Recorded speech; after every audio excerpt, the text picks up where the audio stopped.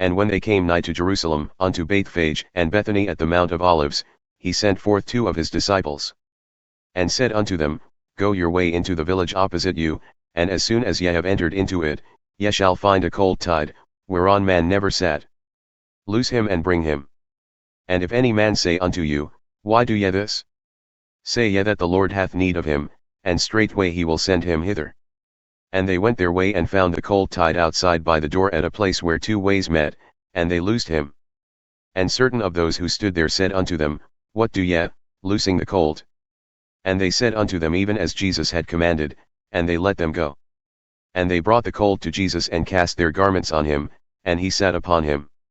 And many spread their garments upon the way, and others cut down branches off the trees and strewed them upon the way.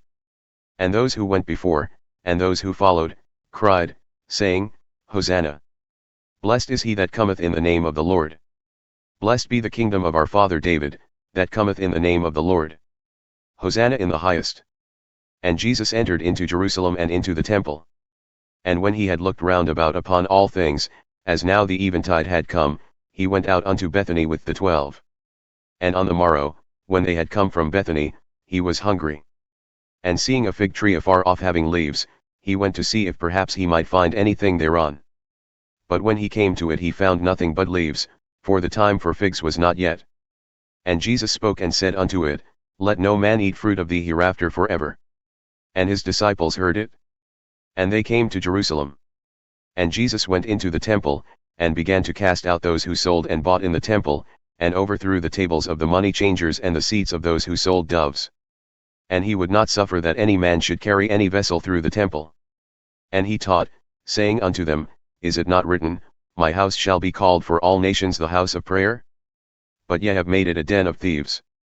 And the scribes and chief priests heard it, and sought how they might destroy him, for they feared him, because all the people were astonished at his doctrine. And when evening had come, he went out of the city. And in the morning as they passed by, they saw the fig tree dried up from the roots. And Peter, calling to remembrance, said unto him, Master, behold, the fig tree which thou cursed is withered away. And Jesus answering, said unto them, Have faith in God.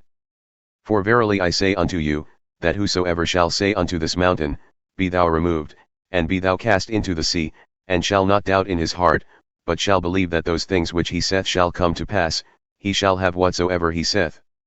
Therefore I say unto you, what things soever ye desire when ye pray, believe that ye receive them, and ye shall have them.